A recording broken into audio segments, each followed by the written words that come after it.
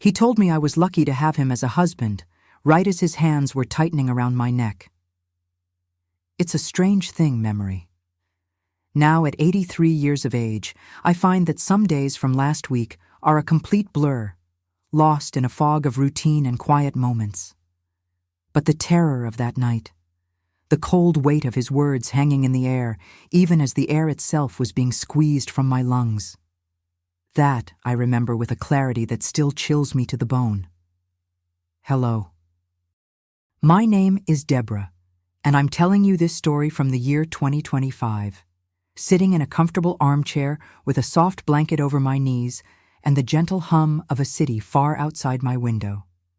But the world I need to take you back to is a different one entirely. It existed more than 60 years ago in a small, God-fearing town in the heart of America, a place where traditions were as deeply rooted as the ancient oaks that lined Main Street. In the late 50s, our town was a postcard of American life. We had a single movie theater that changed its marquee once a week, a diner where the coffee was always brewing, and a church whose bells marked the passing of our days. But beneath that placid surface, there were currents of expectation and judgment that could pull a person under before they even knew they were drowning. For a woman, the path was clearly marked from birth. You were a daughter, then a wife, then a mother. Any deviation was met with whispers, with pitying glances, with a quiet but firm social exclusion. And the whispers in a town like ours were more feared than any misfortune. I was barely 18 when my father decided my time as just a daughter was over. "A good girl doesn't wait on the shelf too long, Deborah," he'd say, not unkindly, but with the unshakable certainty of a man who has never had to question his place in the world. People start to talk. He saw a secure future for me, and in his mind, that future had a name: Larry. Larry was 32 years old, a man already established and respected. He owned the town's only hardware store, a place that smelled of sawdust and metal and was the unofficial gathering spot for the men of our community. He was a pillar of that community, a man who served on the town council, who donated generously to the church bake sale, and who always had a firm handshake for the men and a polite, distant nod for the women. My father saw him as the ultimate provider, a man with a steady business, a 2-story house with a porch swing, and a reputation as solid as the granite courthouse downtown. It didn't matter that I didn't love him. It didn't matter that the few times he spoke to me before our engagement, his voice was flat and dismissive, as if he were instructing an employee on how to stack paint cans. Love, I was taught, was a flighty, unreliable thing. Respectability, stability, those were the foundations of a good life.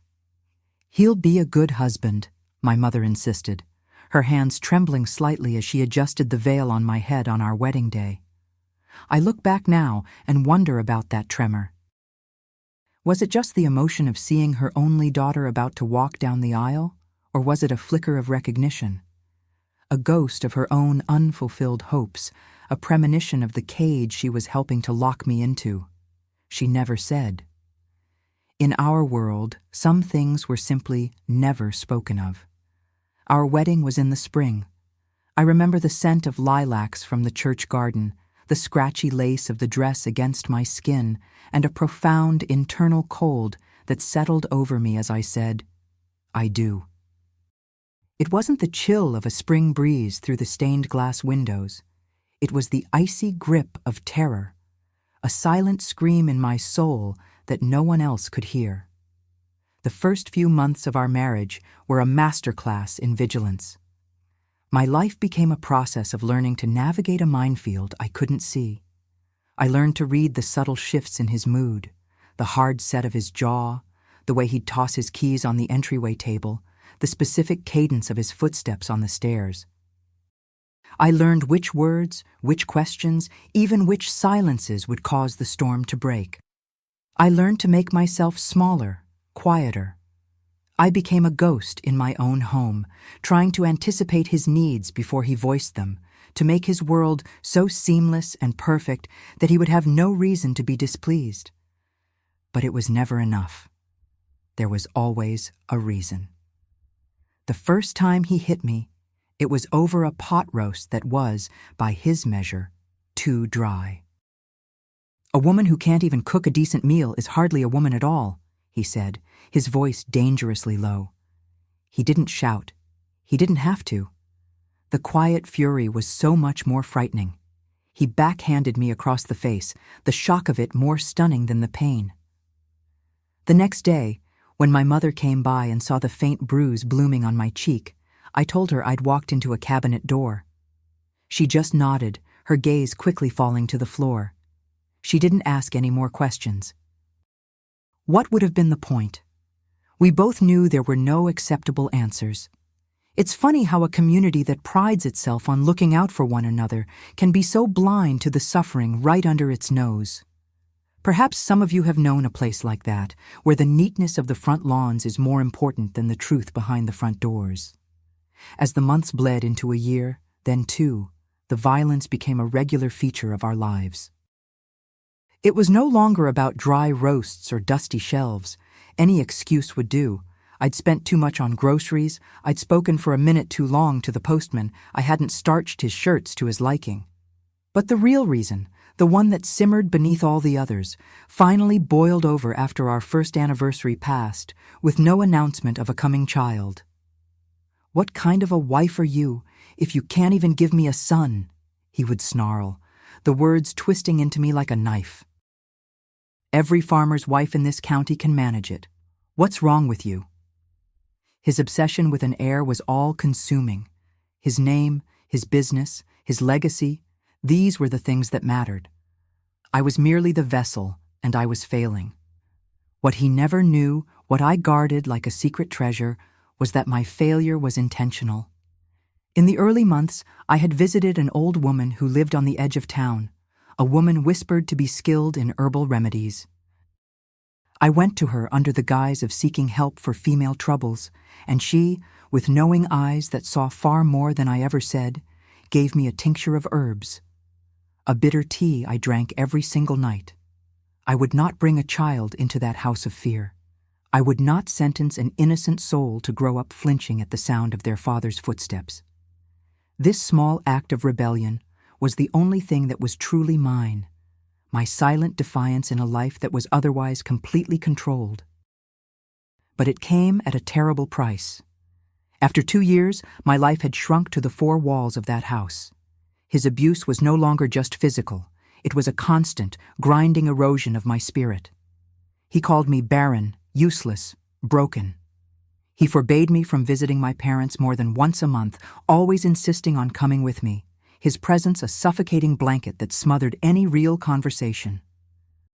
He doled out housekeeping money like a king granting favors to a peasant, demanding an account of every single penny. My world was a prison with invisible bars, but the locks were just as real. Then came the night that changed everything. It was a cold evening in late autumn, with a wind that rattled the window panes like skeletal fingers. Larry came home late, smelling of whiskey. He didn't rage, he didn't throw things. He sat down heavily at the kitchen table and fixed me with a look so cold and calm it terrified me more than any of his shouting fits. "I had a talk with Dr. Miller today," he said, his voice unnervingly steady. Dr. Miller was our town physician, an older man who had delivered half the babies in the county, including me. He was as much of an institution as the church. "Oh?"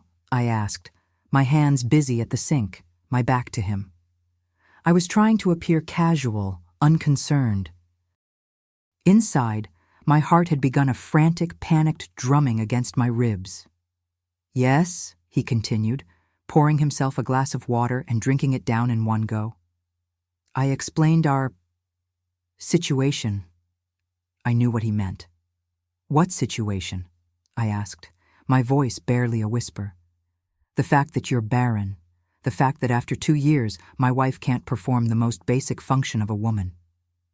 He slammed the glass down on the table and I flinched. He was very understanding. "He says these things can sometimes be mental." "Mental?"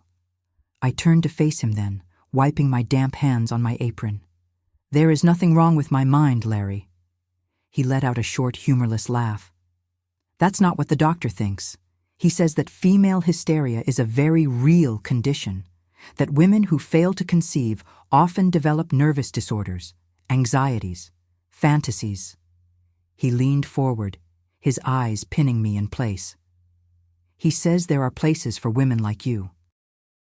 Quiet places in the country where they can help you with your troubles, for your own good, of course. The blood drained from my face. I understood instantly.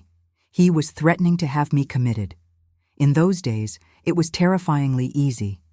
The signature of a concerned husband and a willing doctor on a piece of paper was all it took to make a woman disappear behind the walls of a state asylum. Women who were deemed difficult, hysterical, or simply inconvenient were locked away and forgotten. Some never came out. Their stories were erased, their voices silenced forever. He saw the understanding, the raw terror dawn in my eyes, and a slow, cruel smile spread across his face. He was enjoying this. "I'm going to give you 1 year, Deborah," he said, his voice dropping to a conspiratorial whisper that was more menacing than any shout. 1 year to give me a son. A male heir to carry on my name and take over the store. If you are not pregnant by this time next year, he paused, letting the weight of his words sink in. Then I will sign those papers. Dr. Miller has already agreed. He says it would be a mercy, and I'll be free to find a new wife, a whole wife, one who can give me what you can't. That night, after he had gone to bed, I locked myself in the bathroom and turned on the faucet to muffle the sounds of my sobbing. I cried until my body ached and my eyes were swollen shut. It was a cry of pure, abject despair. There was no way out. I couldn't go back to my parents. My father would never take in a failed wife, seeing it as a deep, personal shame upon our family. I couldn't just run away. I had no money of my own, no education beyond high school, no skills that would allow me to survive in a world I knew nothing about. And even if I managed to flee, I knew Larry. He would hunt me down. His pride would demand it, and the punishment he would inflict when he found me would be 1,000 times worse than anything I had endured so far. I was trapped. He had sealed every exit, locked every door. My future was a choice between 2 prisons, this house under his thumb or a padded cell in a state hospital. And as I sat there on the cold tile floor, the last of my tears spent, a new thought began to form in the desolate landscape of my mind. It was a wild, impossible, terrifying idea. If he wanted a pregnancy, if a pregnancy was the only thing standing between me and the asylum, then what if I gave him one? Not a real one, a pretend one. The thought was so audacious it almost made me laugh. But the more I considered it, the less insane it seemed. It was a desperate gamble, a lie of monumental proportions. But what other choice did I have? I had to find a way to buy myself time, and then I had to find a way to disappear. The next morning, my face still puffy from crying, but my mind filled with a new, fragile resolve. I knew there was only one person in the entire town I could possibly trust with such a dangerous secret. A woman who had seen more suffering and more secrets than anyone else. A woman who understood the private wars that women fought behind closed doors. I had to go see Shirley, the town midwife. My entire future, my very life, depended on whether she would help me. Walking through the familiar streets of my town that morning felt like walking through a foreign country. Every corner, every house I'd known my entire life seemed different, colored by the desperate, terrifying secret I carried. The cheerful greetings from neighbors, the women hanging laundry in their backyards, the mailman on his usual route. They were all part of a world I was no longer truly in. My reality had become a narrow, dark tunnel, and at the end of it was a single, flickering light: Shirley's house. Her home stood on the edge of town, where the neat, manicured lawns gave way to wilder fields and woods. It was a small cottage with a sprawling, untamed garden. While other women grew tidy rows of roses and petunias, Shirley's yard was a chaotic explosion of herbs, wildflowers, and plants I couldn't name. Some in the town whispered she was strange, that her remedies were too close to the old ways, but no one could deny her skill. She had brought more children into this world than Dr. Miller ever had, her hands guiding new life with a wisdom that no medical school could teach. I walked up the stone path, my heart a frantic bird against my ribs, and knocked on the heavy oak door. She opened it and looked at me, her gaze sharp and discerning. She was a woman whose age was impossible to guess, her face a roadmap of a life lived with purpose, but her posture was straight and strong. She saw the puffiness of my eyes, the tremor in my hands, and simply stepped aside. "Come in, child," she said, her voice calm and steady. "You look like you need some tea." Her kitchen was the heart of the house, warm and filled with the scent of drying herbs and baking bread. It was a place of comfort, a stark contrast to the sterile, silent perfection of my own kitchen. I sat at her worn wooden table while she moved about, her motions efficient and soothing. She placed a steaming mug in front of me. "Now," she said, sitting opposite me, her hands folded on the table, "tell me what's troubling you so deeply it's followed you all the way here." And so I told her. The words came out in a torrent, a dam of silence breaking after 2 long years. I told her about Larry's coldness turning to cruelty, about the insults, the slaps, the constant suffocating fear. I told her about his obsession with an heir and the escalating rage at my failure. I told her about the night before, about his chillingly calm threat to have me committed to the state asylum. My voice broke, and a sob escaped my lips. Finally, with shame burning in my cheeks, I confessed the last part of my secret. "He calls me barren, Shirley. He thinks I'm broken." "But it's a lie." I took a shaky breath. "I've been preventing it. I've been drinking a tea, an herbal one. I couldn't bring a child to him, not to that life. I expected shock or judgment, or perhaps even a lecture on my duties as a wife. Instead, Shirley just watched me, her expression unreadable. She remained silent for a long moment after I finished, the only sound in the room the ticking of a grandfather clock in the hall. "Your husband," she said finally, her voice low and even, "is not the first man in this town to mistake his wife for a possession, and he won't be the last." She shook her head slowly, a deep sadness in her eyes. "But what he's planning, to use the doctors to lock you away, that is a special kind of evil." She looked directly at me, her gaze piercing. "Many women have come to this table over the years, Deborah. They come for remedies for colic, for help with a difficult birth. But some come for other things. They come for a place to cry where no one will hear them. They come for a way to hide a bruise. You are not alone in your suffering, child. Never think you are." "But what can I do?" I whispered, my desperation laid bare. "He's given me a year, then he'll sign the papers. I have nowhere to go." It was then that I told her my idea, the wild, insane plan that had formed in the depths of my despair. I thought, what if I pretended? What if I faked a pregnancy to buy myself time? Shirley leaned back in her chair, studying my face as if seeing me for the first time. She didn't dismiss it. She didn't laugh. She considered it with a gravity that gave my desperate idea a sudden, terrifying weight of possibility. "It is a dangerous game," she said after a long silence, "to lie about something so fundamental. The risk of being discovered is enormous." "The risk of the asylum is greater," I countered, a new strength in my voice. "It's the only path I can see." She nodded slowly, her mind clearly working, assessing the angles, the dangers. "Larry is not a clever man, but he is a suspicious one. His pride is everything. He would need to be convinced utterly, and Dr. Miller, we would have to keep him away from you at all costs." She tapped a finger on the table. I could manage that. I can claim your pregnancy is delicate, that you need the old ways, not a doctor's prodding. Larry respects my results, if not my methods.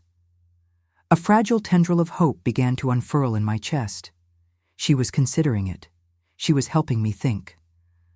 We would need to be meticulous, she continued, her voice taking on a practical, decisive tone. You would begin to show the signs. Morning sickness, fatigue. I can give you something to induce nausea if needed.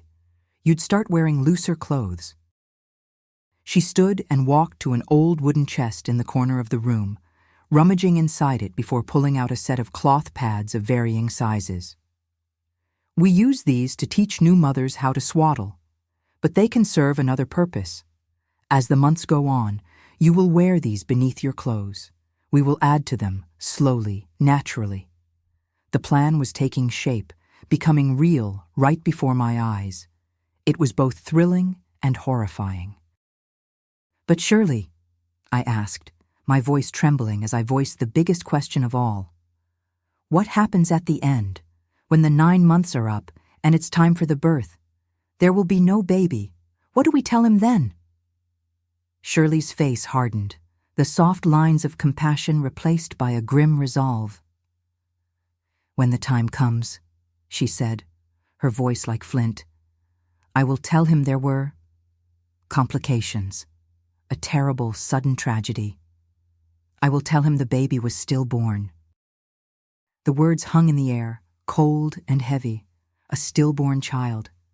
The thought made my stomach clench. He'll want to see a body, I whispered. I will tell him it was for the best that he didn't, that the child was malformed, that it was God's will, and we have already buried it according to tradition. I shook my head, a new wave of despair washing over me. The flaw in the plan was suddenly, glaringly obvious. It won't work, Shirley. He won't just accept it. He'll blame me. He'll say it's more proof that I'm broken, defective. He'll say my body is so useless it can't even carry a child to term. We'll be right back where we started, with him holding those asylum papers over my head. He'll still want to get rid of me so he can find a new wife. Shirley stared into the depths of her now cold tea, her brow furrowed in concentration. The clock in the hall seemed to tick louder, marking the seconds of my life hanging in the balance. I had come so close to a solution only to see it crumble. Then she looked up, and her eyes held a new, startling intensity. There is another way, she said, her voice barely a whisper. But it is a much greater sacrifice. It would require you to give up everything. What is it? I asked, leaning forward, my hands gripping the edge of the table. We could say the complications were more severe than I thought, she said, her words slow and deliberate. We could say the birthing was too much for your body, that after losing the child, you bled out, that you died too. I stared at her, my mind reeling. Died? Me? The idea was so immense, so final.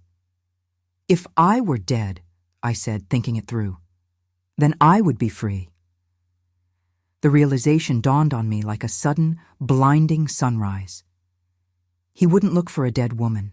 I could disappear. I could go somewhere else, start a new life. Shirley gave a single solemn nod. It would not be easy. You would have to leave this town and never return. You would have to leave your parents, your name, everything you have ever known. You would have to grieve for your own life while you are still living it. But yes, child, you would be free. Freedom. For 2 years, it had been a word without meaning, a concept as distant and abstract as the stars. Now, suddenly, it was a possibility, a tangible, achievable thing, though it lay on the other side of my own staged death. How? I breathed, my heart hammering against my ribs. How could we possibly do it? I have a nephew in Chicago, she explained, her voice all business now. A good man. He works in the stockyards, but he knows people who can get papers, a new name, people who can help find a room to rent, a job in a factory, people who don't ask questions. I would save up some money for your train ticket, enough to get you started. A sharp pain lanced through me. My parents, they'll think I'm dead. The grief would destroy my mother. Shirley's expression softened. That is the hardest part, Deborah. It is the true price of this freedom. You cannot tell them. Not for a very long time, perhaps never. The risk of Larry finding out would be too great. Their genuine grief is what will sell the lie. It is their pain that will protect you. She was right. I knew she was. But the thought of inflicting that pain on the people I loved was almost unbearable. Still, what was the alternative? A slow death in Larry's house, or a living death in an asylum?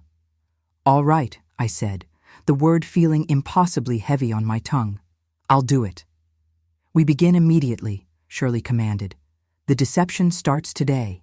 And in 9 months, when the time for your birth arrives, we will set the second part of our plan in motion. 9 months. A phantom pregnancy. 9 months of constant, terror-filled deception. 9 months to mourn the life I was about to lose, and to prepare for a new one I couldn't yet imagine. I left Shirley's house that day, feeling like a completely different person from the one who had arrived. The despair was still there, a cold stone in the pit of my stomach, but now it was mingled with something else, a fierce, desperate, terrifying hope. That evening, I began the performance of my life.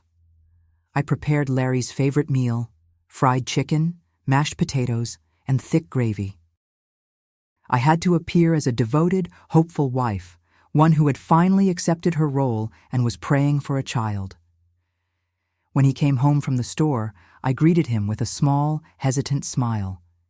He looked at me with suspicion. "What are you so pleased about?" he grunted, sitting at the table.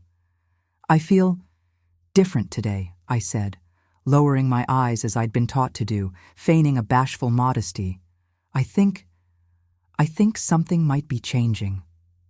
He stopped with his fork halfway to his mouth. "What do you mean?" I let the silence hang for a moment, making him wait. "It's too soon to be sure," I said, my voice a carefully constructed whisper of hope and uncertainty. "But my time is late, and this morning I felt unwell. Shirley says it could be a sign." His whole demeanor changed. The suspicion in his eyes was replaced by a look of stunned surprise, and then something else, something I had never seen before, a kind of smug, proprietary pride. "It's about time," he said, and turned back to his food. But I saw the way he watched me for the rest of the meal, his gaze furtive and assessing, as if he were trying to see the air already growing inside me. And so began the longest 9 months of my existence. The first few weeks were a matter of pure acting. I would run to the bathroom every morning, making sounds of retching into the toilet. Larry never followed. He just seemed grimly satisfied by the sounds of my morning sickness. The exhaustion, at least, was real. The constant mental strain of the lie, the unending vigilance, wore me down to the bone. Shirley would visit me twice a week for my prenatal checkups. While Larry was at the store, she would bring me news and supplies. She taught me about Chicago, about how to navigate a big city, how to use public transportation, how to be invisible. She gave me books to read, articles about the world beyond our small town, opening my mind to possibilities I'd never dreamed of. As the months passed, the physical deception became more complicated. Shirley provided the padded forms, which I wore constantly, even when I was alone, terrified of being caught by an unexpected visitor. At night, I would lie next to my sleeping husband, the false swell of my belly between us, a symbol of the enormous lie I was living. I felt like an imposter in my own body. One afternoon, about 4 months into my phantom pregnancy, Larry came home from the store hours earlier than usual. I was in the bedroom, folding laundry, and for a rare moment of comfort, I had taken the cumbersome padding off. When I heard his car pull into the driveway, a bolt of pure, unadulterated panic shot through me. "Deborah, where are you?" he called from downstairs. "I'm upstairs," I called back, my voice shaking. "I'll be right down." My hands trembled violently as I fumbled for the padding in the dresser drawer where I kept it hidden. It wasn't there. My blood ran cold. I'd left it under the mattress that morning when I was making the bed. I could hear his heavy footsteps on the stairs coming closer. My heart was beating so loudly I was sure he could hear it through the floorboards. "Hurry up," he called, his voice just outside the bedroom door. "I have a surprise for you." A surprise? Larry never gave surprises. The word filled me with a fresh wave of dread. I was trapped. There was no time. Taking a deep, ragged breath, I smoothed down my loose-fitting dress, prayed that he wouldn't notice, and opened the door. Panic is a cold, smooth thing. It flooded my body, leaving me frozen on the threshold of the bedroom, my mind a complete and utter blank. He stood there in the hallway, holding a rectangular box from the department store downtown, a place I hadn't been allowed to visit on my own in over a year. He didn't seem to notice my terror, or if he did, he mistook it for something else. His expression was one of self-satisfaction. "Well, aren't you going to see what it is?" he asked, a touch of impatience in his voice. My feet felt like lead, but I forced them to move. I took the box from him, my hands so numb I was afraid I'd drop it. I was acutely aware of my own body, of the flatness of my stomach beneath the loose fabric of my house dress. It was winter, and I was thankful for the heavy wool, but it felt as thin as paper, offering no real concealment. I lifted the lid. Inside, nestled in crisp tissue paper, was a tiny pale blue infant sleeper. It was so small, so impossibly delicate, it looked like it was made for a doll. A wave of nausea, this time entirely real, washed over me. "It's for the baby," I managed to say, the words thick in my throat. "For our son," he corrected automatically. "I know it's early yet, but I saw it in the window. I wanted to be the first to buy something for him." His certainty that it would be a boy was absolute, as if he had willed it into existence himself. He hadn't even entertained the notion of a daughter. A daughter, in his eyes, would have been just another version of me, a disappointment. "It's beautiful, Larry," I said, forcing a smile so brittle I was sure it would crack my face. I clutched the box to my chest, a desperate, instinctive gesture to hide my torso from his view. He nodded, pleased with my reaction. Then he did the one thing I had been dreading. He reached out a hand and laid it flat against my stomach. I stopped breathing. The world seemed to halt on its axis. His palm was heavy and warm through the layers of my dress and slip. I was certain he would feel nothing but soft flesh, that the entire, monstrous lie would be exposed in that single, terrible moment. My life, my plan, my hope of freedom. It was all about to evaporate under the weight of his hand. He pressed gently, his brow furrowed in concentration. The silence stretched for an eternity. "Can't feel anything yet," he said. Finally, a note of disappointment in his voice as he withdrew his hand. "When is he supposed to start kicking?" The rush of relief was so powerful it almost buckled my knees. I clung to the excuse Shirley and I had prepared weeks ago. "Shirley says it's still too early," I said, my voice miraculously steady. "She says every baby is different, maybe in another month or two." He seemed to accept this, his attention already drifting. He was a man of tangible results, and the invisible internal world of a pregnancy held little interest for him. He grunted an acknowledgement and headed downstairs, probably to read the paper. The moment the immediate danger had passed, I hurried back into the bedroom, retrieved the padding from under the mattress with shaking hands, and strapped it securely in place. From that day forward, I never took it off unless I was locked in the bathroom. The false belly became a permanent part of me, a constant, uncomfortable reminder of my deception. I slept with it, I did chores with it, I lived with it. The risk of being caught off guard again was too great. As winter thawed and the first signs of spring appeared, my phantom pregnancy progressed. Life in town became a new kind of ordeal. My condition, now visibly apparent to everyone, made me a subject of public interest. Women would stop me in the street to offer unsolicited advice. They would reach out without asking and pat my belly, their hands pressing against the tightly packed cloth and cotton, and I would have to stand there and smile, accepting their congratulations while my heart pounded with the fear of discovery. My parents were overjoyed. My mother started knitting blankets and little sweaters, her face alight with a happiness I hadn't seen in years. Each gift she gave me was another twist of the knife of guilt in my gut.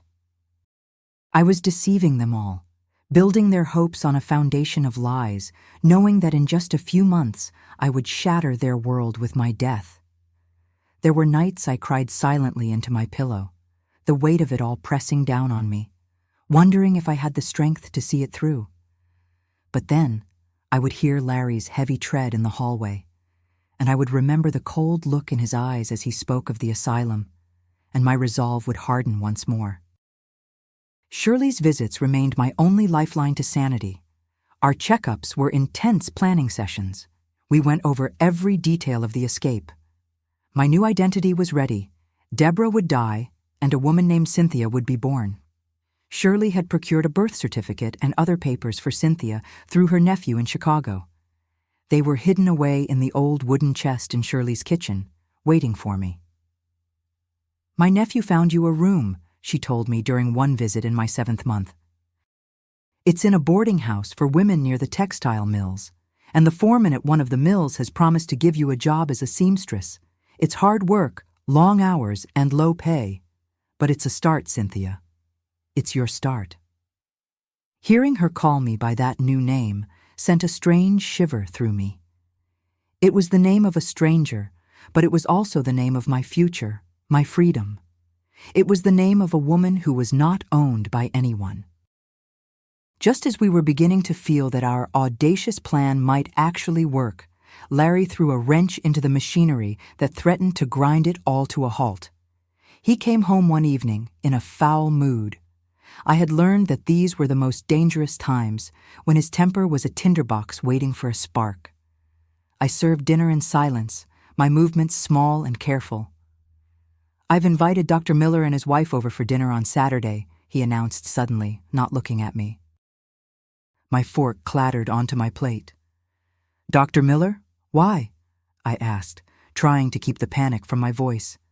"Shirley says everything is fine with the pregnancy."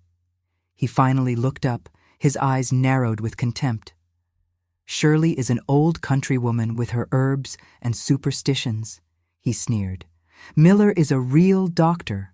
I want a man of science to have a look at my son. I want to make sure everything is as it should be."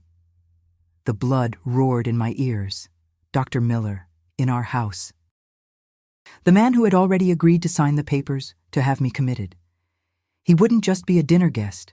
Larry would undoubtedly expect him to perform some kind of examination. He would touch my belly, perhaps even bring his medical bag and his stethoscope. The game would be up. Our entire, intricate web of lies would be torn apart in an instant.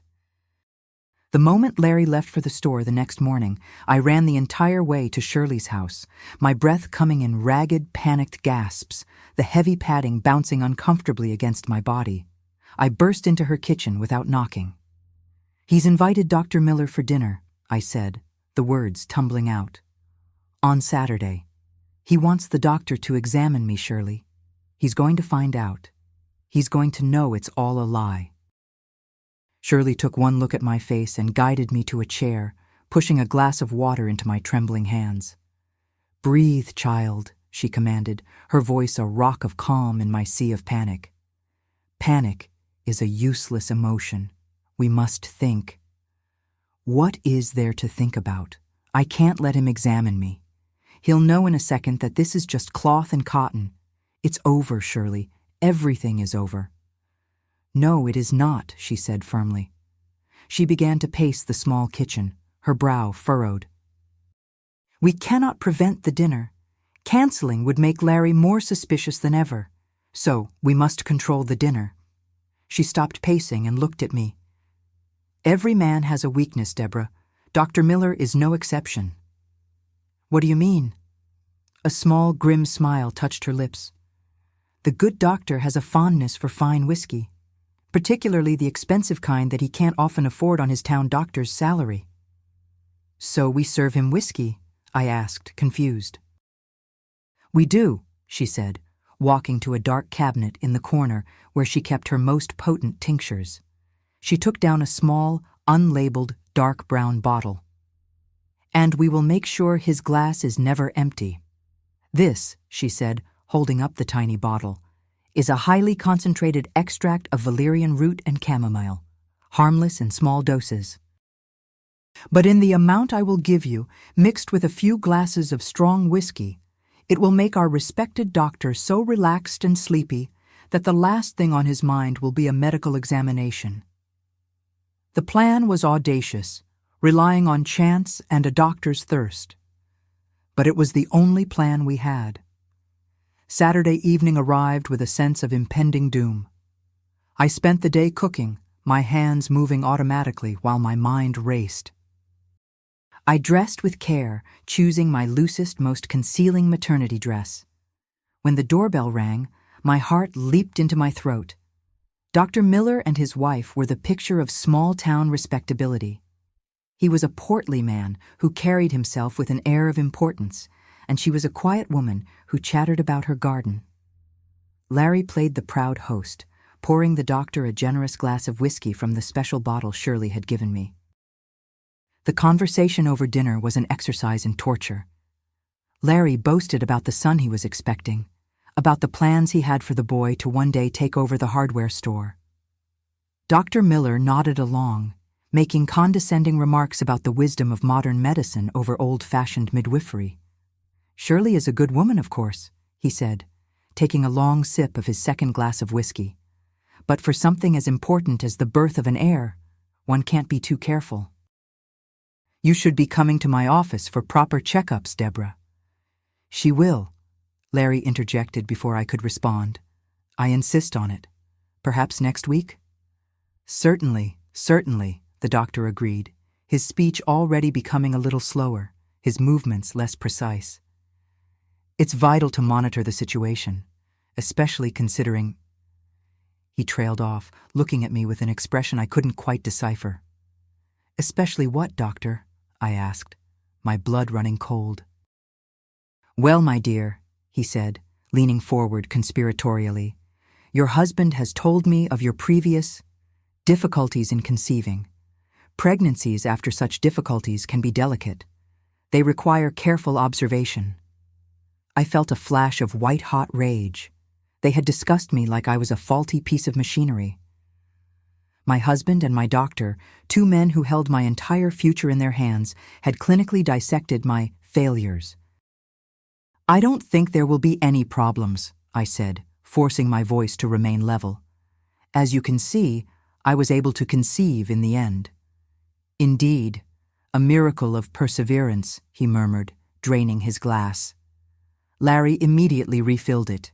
The whiskey and Shirley's tincture were clearly working. The doctor's eyelids were heavy, and he stifled a yawn behind his hand. After another half-hour of strained conversation, Dr. Miller pushed his chair back from the table. My apologies, he said, his voice thick with drowsiness. It has been a dreadfully long week. I'm afraid I am much too tired to conduct any kind of examination tonight. We'll have to postpone. Larry looked disappointed but didn't argue. He helped the unsteady doctor to the door while his wife gathered her things, throwing me a sympathetic look. When Larry returned to the dining room, his eyes were narrowed with suspicion. What was in that whiskey? He demanded. I've never seen Miller get like that after only 3 glasses. I don't know, I lied, my heart hammering. It was the bottle you bought last Christmas, the one we were saving for a special occasion. He studied me for a long moment, his gaze sharp and probing. I held my breath, preparing for an explosion, but then he just shrugged. Doesn't matter. You're going to his office on Wednesday. I'll drive you there myself.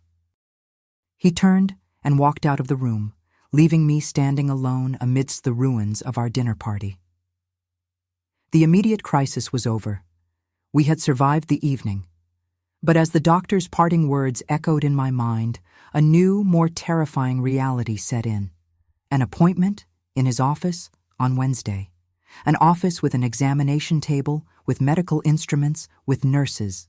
A place where my deception, my padding, my entire fragile construction of lies would be impossible to hide. We hadn't solved the problem. We had only postponed the execution. We had 4 days.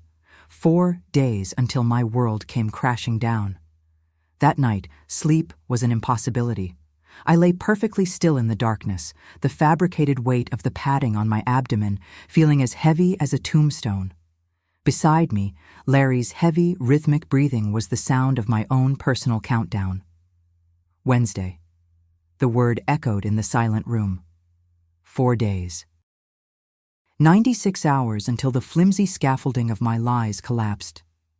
Every creak of the old house, every distant bark of a dog, sounded like a footstep of doom approaching my door. I was a condemned woman, and my execution was scheduled. The next morning, I fled to Shirley's house as soon as Larry's car had disappeared down the road.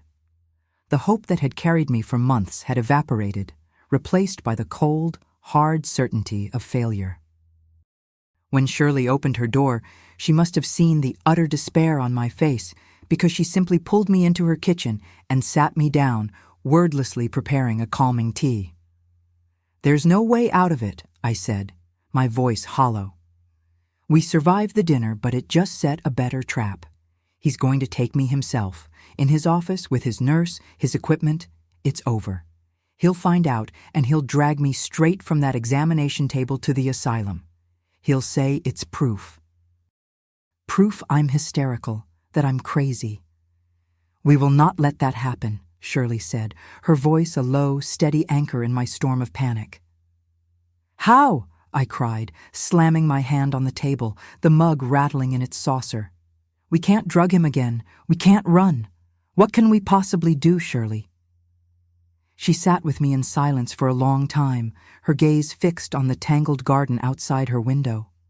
I could see the wheels turning in her mind, discarding one impossible plan after another. This was a dead end, a locked room with no key. "You're right," she said finally, turning back to me, her eyes filled with a grim honesty.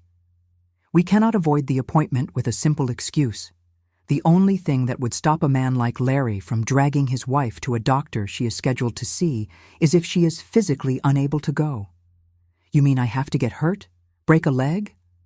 The idea was absurd, but I was so desperate I would have considered it. "No," she said slowly. "Nothing so crude. An accident would bring Dr. Miller right to your doorstep. We need something else, an illness, something sudden and severe. Severe enough that to move you would be considered a risk. To the baby."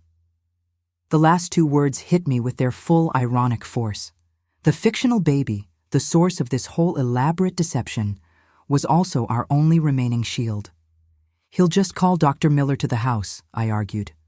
"Not if I am there first," Shirley countered. "Not if I can convince him it is a common pregnancy fever, something I have treated 100 times, something that simply requires rest and my remedies. Larry doesn't trust me, but he is also a cheap man. He will not want to pay for a house call from Dr. Miller if he can be convinced it's not a true emergency." She walked to her dark cabinet of herbal concoctions, her movements deliberate. "I can give you something. It will not be pleasant, Deborah. It will bring on a genuine fever, chills, a deep-seated ache in your bones. You will look and feel truly unwell for a day or 2, but it will be convincing." I looked at the small vial she held in her hand. A self-inflicted sickness. It was a terrifying prospect, another violation of my own body, but this time by my own hand. Still, compared to the alternative, it was a mercy. "When do I take it?" "Tuesday night," she said, "after Larry is asleep. The effects will be in full force by Wednesday morning when he wakes up. I will plan to drop by in the mid-morning to check on you. The next few days were a blur of anxiety. I moved through my chores in a fog, the ticking of the clock a constant torment. On Tuesday night, I waited until the house was completely still, until Larry's snores were a steady rhythm from the other side of the bed. I crept to the bathroom and, with a shaking hand, uncorked the vial Shirley had given me. The liquid was dark and bitter, and it burned as it went down. I crawled back into bed, my heart pounding, and waited. I woke just before dawn, feeling like I was on fire. A searing heat radiated from my skin, yet I was shivering uncontrollably, my teeth chattering. Every muscle in my body screamed in protest when I tried to move. It was working. Shirley's potion was brutally effective. When Larry's alarm clock rang, I could barely lift my head from the sweat-soaked pillow. He rolled over and looked at me, his usual morning scowl deepening into a look of irritation. "What's the matter with you? You look awful." "I don't feel well," I whispered, my voice a dry rasp. I have a fever." He placed the back of his hand on my forehead, a rare and purely clinical touch. He grunted. "You're burning up. Well, you can't go to the doctor like this." His concern was not for me, but for the disruption to his plan. Then, a different, more pressing anxiety crossed his face. Is the baby all right?" "I don't know," I moaned, turning my face to the pillow. It wasn't entirely an act. I felt a misery so profound it was easy to let the tears well in my eyes. He paced the room for a few moments, torn. "I'll call Shirley," he decided finally. "She'll know what to do." Shirley arrived an hour later, the picture of calm competence. She took my temperature, felt my pulse, and listened to me breathe. She tutted and shook her head, putting on a masterful performance for Larry, who hovered anxiously in the doorway. "It's a pregnancy fever," she announced with authority. "Not uncommon in the last trimester. The body is under a great deal of strain." She turned to Larry. "The most important thing now is rest. She must not be moved, not even to go to the doctor. It could put an unnecessary shock on her system and endanger the child. I will brew her some teas to bring the fever down. She should be on the mend in a few days." Larry, hearing the words "endanger the child," immediately acquiesced. His precious heir was at stake. My well-being was incidental, but the baby's was paramount. He nodded curtly at Shirley, told her to do whatever was necessary, and left for the store, a man relieved to have passed the responsibility to someone else. The illness was my shield for the next week. Shirley came every day with foul-tasting but effective herbal teas, one to maintain the symptoms and then, gradually, another to alleviate them. It was a miserable, exhausting week, but it worked. The dreaded Wednesday came and went. The doctor's appointment was forgotten, lost in the immediate crisis of my health. During that week of confinement, as I slowly began to recover, the true gravity of our situation settled in. We had dodged the bullet, but we both knew we couldn't keep inventing new crises. The next one might be a bridge too far for Larry's credulity. "We have to move up the timeline," Shirley said one afternoon as she sat by my bed. I was finally well enough to sit up and sip some broth. "We cannot wait another month. It's too risky. The birth has to happen as soon as you are strong enough." "How soon?" I asked, my heart beginning to pound again. "A week," she said. "Next Friday." 1 week. In 1 week, I would die. In 1 week, Deborah would cease to exist. The final days were spent in a whirlwind of secret, final preparations. Shirley became a shadow, flitting in and out of the house with small, hidden parcels while Larry was at work. She brought me the papers for Cynthia. I stared at the birth certificate, at the unfamiliar name, the fictional parents, the life story created out of thin air. She brought me a train ticket, one way to Chicago. And she pressed a thick envelope of cash into my hand. Her own savings, she admitted, money she had been putting away for years. "You take this," she insisted when I tried to refuse. A woman needs her own money. It's the first step to being her own person. Don't you ever forget that? We rehearsed the final plan a dozen times. On Friday, I would begin to fake the early signs of labor. Shirley would happen to be there. She would declare it was time, but that there were signs of trouble, and that it would be safer and quicker to go to her cottage where she had all her equipment, rather than the distant hospital. From her cottage, I would make my escape out the back, following a little-used path along the river to the next town over, where I would board the evening train. Shirley would handle the rest. She would handle Larry. She would handle the announcement of my death. In that last week, Larry's demeanor shifted. With the birth so close, he became almost obsessively attentive. He would come home and speak not to me, but to my padded stomach. He would lay his hand on the false mound and talk to his son about the future, about the hardware store, about the importance of being a strong man. One night, I was pretending to be asleep when he came to bed. I felt the dip in the mattress as he sat beside me. He placed a hand on my belly, and I could feel the vibrations through the padding as he began to speak in a low whisper. "You're going to be strong," he murmured, his voice a strange, almost tender rumble. "Strong, like me. I'll teach you everything. How to run the store, how to command respect. You won't be weak and useless, not like your mother. I'll make sure you're a real man." I lay there, perfectly still, my eyes squeezed shut, and felt nothing but an icy calm.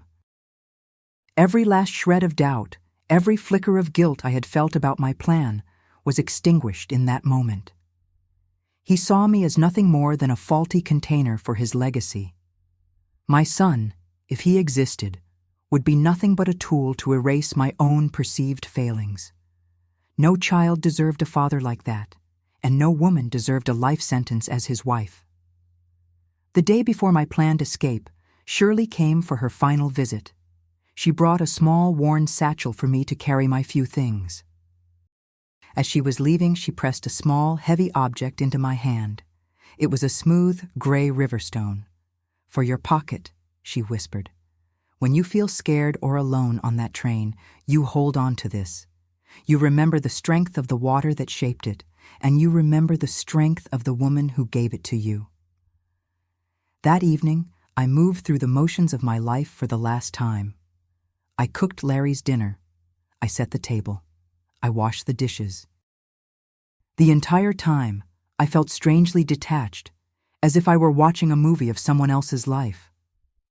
When the kitchen was clean, I stood by the window and watched the sun set, painting the sky in brilliant strokes of orange and purple. It was the same sky I had watched my entire life, from this same town.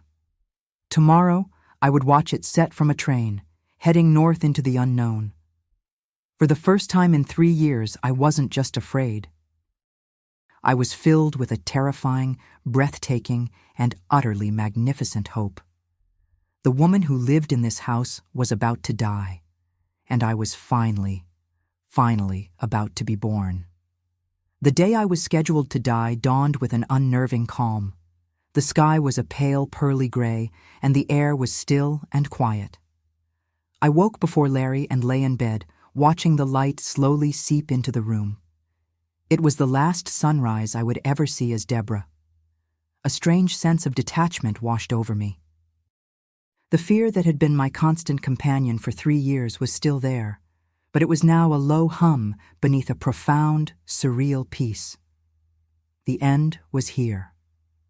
I made breakfast, my movements measured and deliberate. I watched Larry eat, memorizing the mundane details of this final scene, the way he folded his newspaper, the sound of his spoon against the ceramic bowl, the set of his jaw as he read the morning headlines. He was completely oblivious, a man sitting across the table from a ghost. When he left for the store, his brief, indifferent, "I'll be home at 5" were the last words he would ever speak to me. I didn't reply. There was nothing left to say. At mid-morning, as planned, I began the final act. I paced the living room, pressing my hands to my lower back, letting out small, controlled groans. By the time Shirley arrived an hour later, I was breathing in the shallow, rhythmic way she had taught me. She came bustling in, carrying her worn leather bag, and immediately took charge. "It's starting," she said, her voice laced with a practiced urgency for the benefit of Mrs. Gable, our eagle-eyed neighbor who was, as always, tending her roses near our property line. "But it's too fast. I don't like the feel of this. We need to go to my cottage. It's closer than the hospital, and I have everything we need there." She helped me out of the house, supporting my weight as I put on a convincing display of a woman in the throes of a difficult labor. I saw Mrs. Gable look up from her pruning, her face a mask of concern. It was perfect. By lunchtime, the entire town would know that Larry's wife was in labor and that things were not going well. The walk to Shirley's cottage was the longest walk of my life. Every step was a step away from my old existence. Once inside her warm, herb-scented kitchen, the frantic performance dropped away. We had no time for emotion. We moved with a silent, focused efficiency. I stripped off the maternity dress and the heavy, cumbersome padding I had worn for so many months.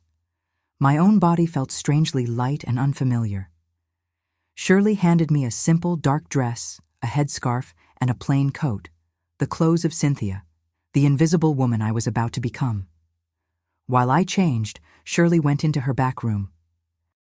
She returned a moment later and quickly stained a set of bedsheets with a small amount of beef blood she had procured from the butcher. The sight was gruesome, but it was a necessary part of the illusion.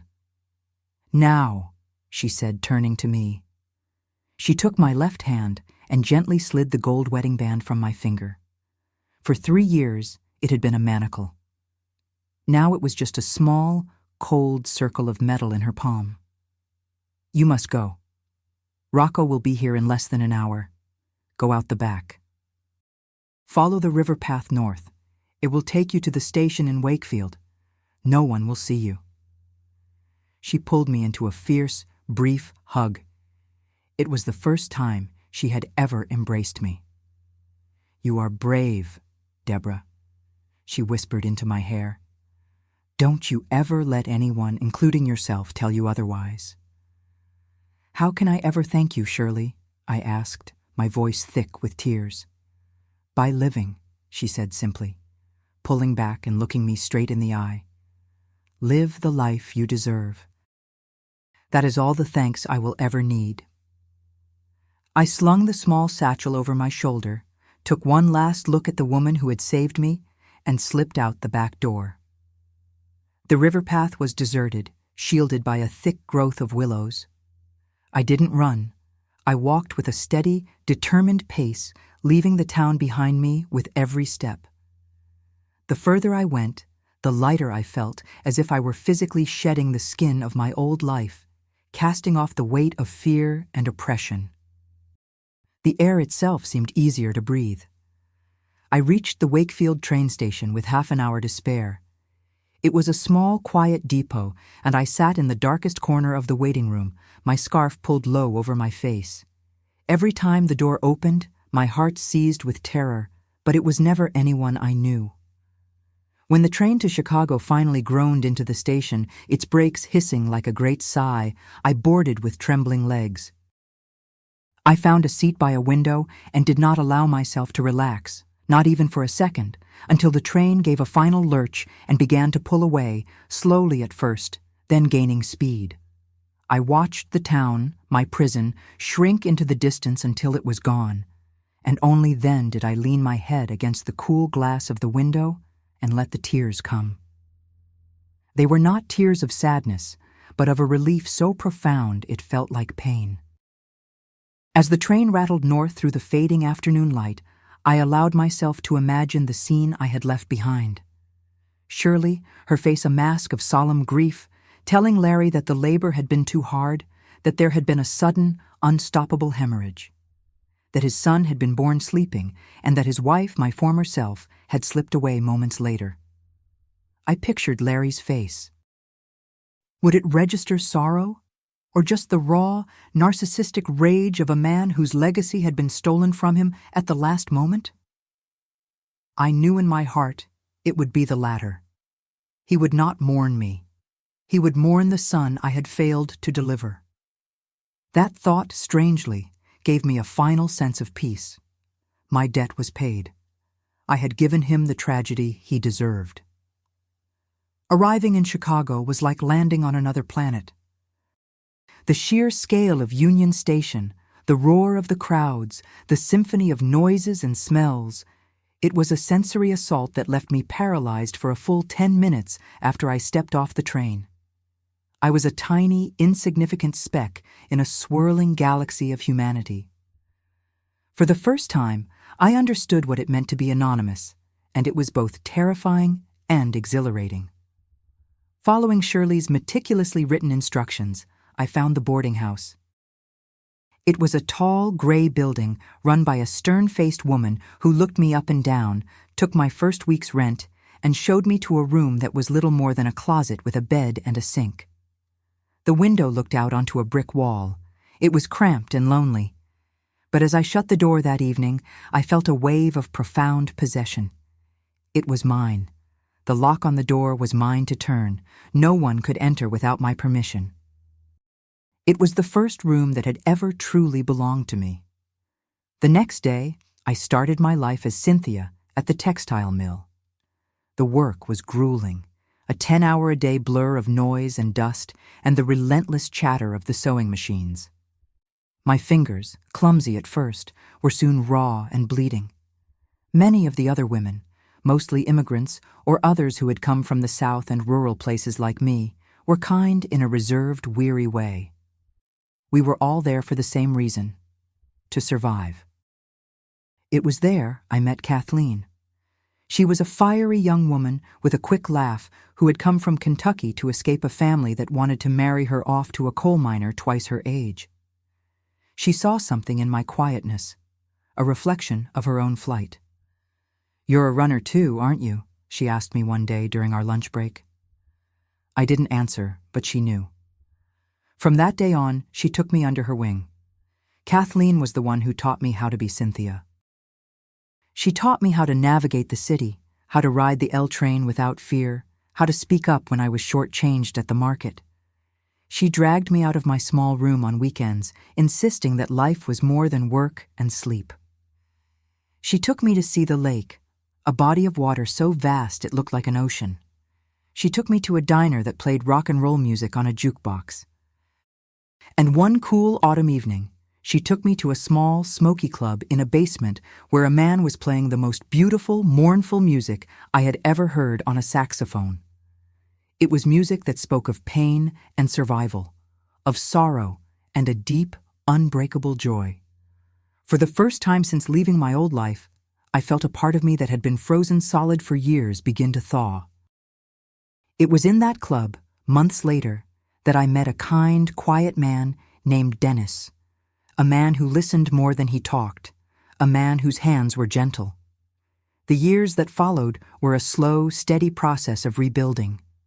I never stopped being cautious, never stopped looking over my shoulder, but the constant, gnawing fear began to recede. I became a skilled pattern maker at the mill, earning the respect of my colleagues and a salary that allowed me to rent my own small apartment. I fell in love with Dennis, a love built not on obligation or convenience, but on a foundation of mutual respect and quiet understanding. He knew I had a past I couldn't speak of, and he never pushed. He simply gave me the space to heal. Many years later, after my father had passed away and my mother was living in a nursing home, I finally took the risk. I wrote her a long letter, telling her everything. I learned from a distant cousin that she had read it and had wept with joy, telling the nurses that she had always known in her heart that her daughter was still alive somewhere. It was the absolution I never knew I needed. My story is not one of fantasy. It is a story born of desperation, built on a foundation of lies. But it is also a story of rebirth. I had to let Deborah die in that small town so that Cynthia could learn to live in a bigger world.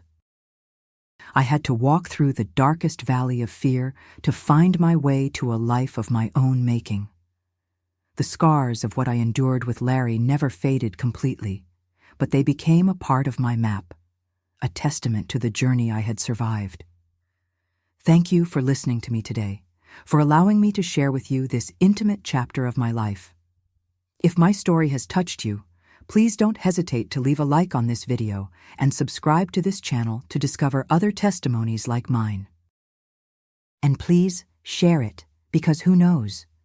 Maybe someone going through a similar trial right now will find the courage to keep searching, to hope, to believe in the impossible.